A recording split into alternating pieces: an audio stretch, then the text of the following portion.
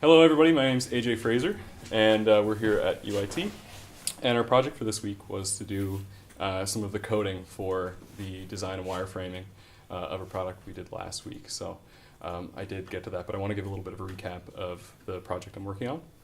So I want to introduce you to To-Do, the local social event lister.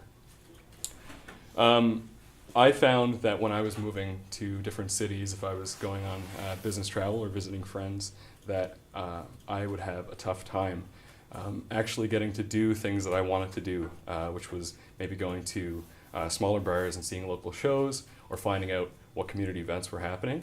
And there was only so many resources available for me.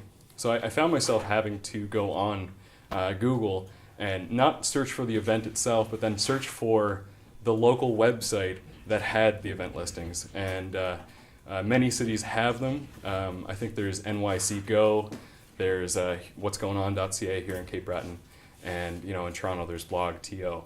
But it was a bit of a pain to try and find those sites myself. So I decided to design this web application that would make the whole process a little bit simpler. So if you go on todo.ca, you'll be brought to this home page. And this home page will allow you to put in what city you want to explore, what you would like to do, when you'd like to do it. And using Google Maps and using geolocation, it'll be able to list out some really great venues in your area and some events that are happening. I sort of took a lot of the design components from Airbnb because I noticed they had a similar pain. You'd go to Cape Breton and try and find cottage listing sites and that sort of thing, and Airbnb has made the whole process a lot simpler. So I think we can do that with event listings as well. So if you were to click, or if you were to go through and put in all of those little categories, it would bring you to, let's say, Toronto here. And you can see that on this map, I've got lots of different pins I can choose from. So maybe I'm staying over here, and these are my two closest bars. And I've got 3 options, but if you were to scroll through, there's a lot more. So we have the Drake Hotel, we have Garrison, Lee's Palace, and then under here is some really quick looks at some events that are happening. If I were to click on, let's say, Lee's Palace, for instance, it's going to bring me to Lee's Palace profile page. And on this profile page, I do have a Google map that gives location of where they are, and then a bit more in-depth coverage of these events that are happening with some options to get tickets right on this profile page. But if I want it to look even more and get some more information on these events, I'm going to click on this one on November 20th. It's an old page. And I'm going to go into Thursday, November 20th, Lee's Palace. And I'm going to notice that Soho Ghetto, Costume Party, Jesse Brown and the Black and Divine are playing. They're playing at 9 o'clock, $8 cover, 19 and over. There's the location exactly, and here's a little bit of a blur about the headlining act. This whole application works on 3 different types of profiles. So there's a user profile, there is a venue profile, and an event profile, or a band or artist profile.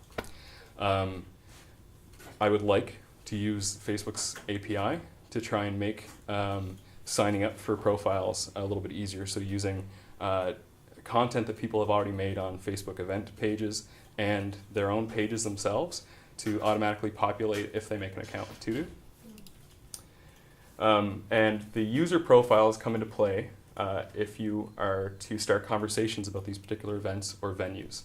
So you can rate events, you can rate venues, and you can have conversations. So right here, Tracy she wanted to chime in and say that I saw these guys, I saw Soho Ghetto and PEI, I was visiting my family. They were great. There were some, really cool things that were happening. I totally suggest the event. Joe's going to chime in and say, you know what? I'm a regular at Lee's Palace. I haven't seen the band before, but the bartenders are really slow to get to you, so you might want to bring a flask.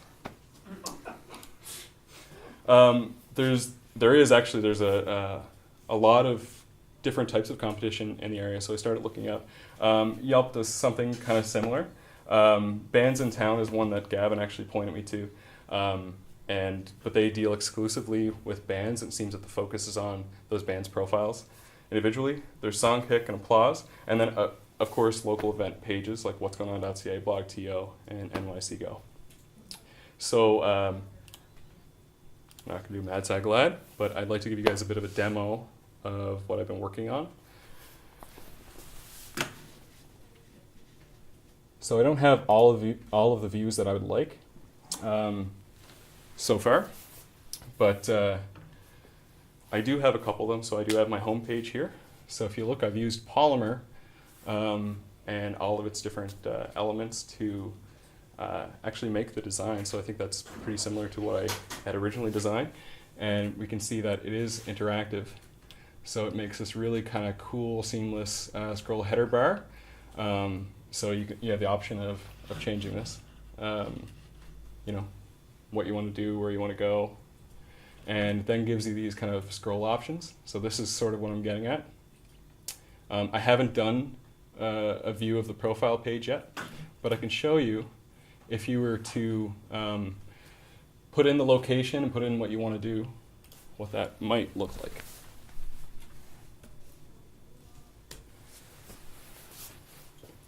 So you'd be brought to a page like this. If I had put in,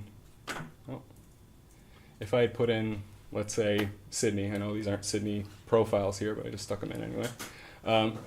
It would actually take Sydney here, bring up Google Map, show you some pins, and then give you some options right beside it. So you'd have the option to click on it. And the only other view that I did was my page not found. So if you don't click an exact URL, then it'll take you to the page not found. So I'm working on a couple other things right now, but hopefully I'll have the different profiles and then the inputs and all that sort of stuff. So I think it's a rather robust and large app to design myself, but I'm going to try and do it. Mm-hmm. Okay? Cool, great. So, that's awesome that you got that much of the interface done. I think it's looking really good, and I think it looks a lot like your design, and it just looks really good. I think that's a really good job. Just the way everything's laid out is nice, and just it seems simple and useful, and it's a good job. When you were demoing is a like you want to show your working product, right? That's something that you should work into the presentation, rather than like kind of end your presentation and then like, okay, now I'm going to demo. Like make the demo part of it. Okay. Be like, okay, let's see what it looks like now. And because it's not just like a thing that's like specific to this week where it's like you worked on the interface and you want to show some people. It's like if you're demoing to some investors, you're demoing on, or you're presenting on stage, you'd probably want to show a demo of your product as well, right? Maybe, maybe not. But if you did, you'd work it into the presentation, right? Yep. And then you'd have something else that, like, you know, the end slide or something like that, rather than like just ending on the interface like this. Mm-hmm. And then when you do demo the product, you should be prepared to demo the product. So you have your like downloads bar is still open, and the bookmarks bar is there, and all that stuff, and it's kind of like taking away from the real estate of showing your product. If you go up to Window, I think you can full screen Chrome. Mm-hmm. View presentation mode. What is it? Maybe View it's presentation view, mode. enter presentation mode, or enter full screen. One of those. Yeah, look at that. And that's like a cooler way to kind of show your product, and it gets rid of all the other stuff on the screen, right? Yeah. And so, in terms of the design, I really liked the first page you had where it was like to do, and this is what to do is. I'm so torn on the logo, like the font. Mm-hmm. I don't know if it's like quirky and if it will grow on me, or if it's just like quirky and it's ugly. Like I can't decide.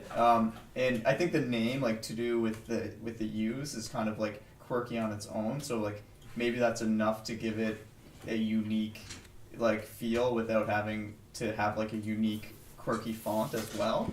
But I don't know, maybe like play around with some different fonts and see how you like the rest of the interface has a more of a like straight line professional look to it, and then the logo is kind of bubbly and like so I don't know, what's your thinking on that? I tried to do some more like Helvetica-esque, you know, some of that sort of straight line stuff for it. What I noticed was, and one of the first things I did when I made this was I tried to come up with a very, very simple name, because I got called out for a couple other names TechQuery? I had before. Yeah, TechQuery didn't really work, so that was how I wanted it to be pronounced. And then TechQuery, it was TechQuery or query. So nobody would say it correctly when I first showed it. So I think the first thing I did when I came up with this idea was I wrote it on a piece of paper and walked up to everybody in the class and was like, say that word. They'd say, to do. Yeah. And then I did that sort of thing. So the word came out right. But then I noticed that in the last little while, people will walk by my screen and go, to-do. And they make this like, Like ta-da. That's yeah, what's so coming. like, Ta-da. Darian did it, and, That's Brian, what I Colin, was so a doing. lot of people, so that whole like cutesy thing, that like to-do, that like stays in your head. It's nothing I haven't made a sound, I don't have like a little slogan thing, but for some reason, multiple people have done that every time they've walked by. Yeah. So that catches them. So that's kind of the reason why I want to go with this like bubbly, that thing. But I don't know, maybe. Stands out and Yeah. it ingrains in your brain. Yeah. Yeah. Yeah, see, that's a fine line, right? And then, Yeah, it's the first thing that really stood out to me, the logo, and I don't know why. I just feel that it kind of fits in with the site for some reason. If it's the If it were too the polished, spelling of it along with the Yeah. font or something Yeah. like Yeah. that. But I Yeah. find in the white it doesn't stand out as much as it does in like the yellowish color. No, when it you doesn't. Have that. no. I'm a typography snob, but I think What? that like Other thing there, AJ. if it were too polished, given the rest of the whole objective and the way that you have it designed, I think if it were too polished, it would be less convincing to me. The other thing Yeah, too is so I maybe don't know it's quirky if I don't know if you and go Yeah. on like I encourage you to go on like Bands in Town, and if you go on Love that logo. Yelp and all that sort of stuff, it's a great logo, but like I just find everything so freaking serious and really Yeah, cut okay. and really angular. Mhm. So anyway, Okay. I'll still mess around with stuff. I mean, you gotta play around, Yeah. break some I things. like it a lot. I find Yeah. your header bar is a little blocky when you scroll as well. Oh well, it is right now. Yeah, I it wasn't sure if actually- that's something you were going to address. No, or that's if that's it's- purely because of content, and I'm pretty Yeah. sure that blockiness started coming in because of these things. These are, it shouldn't be, but these are like rather large images I'm using. But These aren't scroll interactive. down on it a little bit, the bar. So just scroll down the page a little bit. So you see how it turns into the yellow bar there. Yeah. I don't like that the logo's there and then you've got your 3 text fields right below it. I find that's a little I think that little must too be much clutter. Well, Um, that's actually just a toolbar issue. It's one of the things I haven't gotten to yet. Yeah. So these toolbars, they come in a standard sizing, and you can size them. Okay. So what I had to do was this scroll header panel. This whole thing actually is based off a scroll header panel, and this is a standard sizing. Yeah. And then so I put a core toolbar into the header panel itself. So the header panel should actually only come down to about here, and then I put this little extra piece into it. So what I'll have to do is either extend the header panel, which I doubt because that's got a lot of there's a lot of stuff that's happening in the background. Yep. But I can probably manipulate the toolbar itself and extend that out, and then bring that down. It'd be So- great if it was 1 line instead of 2 there when you scroll down. Okay. So that's just the one thing I Right. think of. Yeah. Hey, So do you want- maybe I can bring those to the center, and then the whole thing would just. I don't know Yeah. how I do that yet, That's what I was thinking might be a little nicer for. And this may be, it's just now, because I'm not using Polymer, and now that I've seen layers, I've seen Carol's, and I've seen yours, you can, that menu system but by the way, that seems to be right out of that. Is that? it is, Okay. and what I showed you guys on the slide, the original design is actually something I'd rather go with more as far as the boxes. I actually don't for Can you this style that, though? for this application. Not these are paper elements that are, you're not gonna try and hard code this and change it, but there are other things I can use in place of these. Okay. And I think I will. I'll go with more of what Airbnb does, which is more kind of like a standard white box, but I'll make it clean and Yeah, concise. no, that's just one thing. I also find it noticed. doesn't show up on the image. This image would be a changing thing. One of the things that Airbnb does, they have like a cool video thing in the background. I know Tony McQuaid, Mhm. who's a designer in town here, he uses that sort of stuff for Cloud Empire and has told me, he'd show me how to do that. I don't know if it's something I can do with a scroll header panel, but yeah. They also they do that video component on Haggle, on that Haggle app that I was researching. Okay. Yeah. That's a really, I mean, it looks, They're it's pretty really, hip right really now. cool. I don't know how long they're. I think your vision's really clean, AJ. Where are you getting your information? Where are you pulling it in from? All your event information? No, this is manual. Oh, These are okay. basically placeholders. Oh, So okay. eventually these will be dynamic things, right? So the profile image, if you change your profile image, if this were synced up with Facebook's API, the pages themselves, these palettes would have a profile picture, Right. and that would be the image that would upload here. And as they're updating events, those events would change. So you're only going to get the first 3 days, so today, tomorrow, and the next day, you know. But then if you click further into it, you'd have a longer list of events that are going on. Cool. Matt? Yeah. But yeah, I was just gonna say all of the Polymer elements, they're fully extensible and you can style them. It's a bit tricky because they have their own. It's called Shadow DOM, that encapsulation I was Right. telling you about. Yeah. But you can drill into that encapsulation and change how each element on an individual level works. So we can restyle those inputs. Yeah, there's probably other things I can use instead of trying to. Right. Yeah, the paper input was just the quickest way to do it.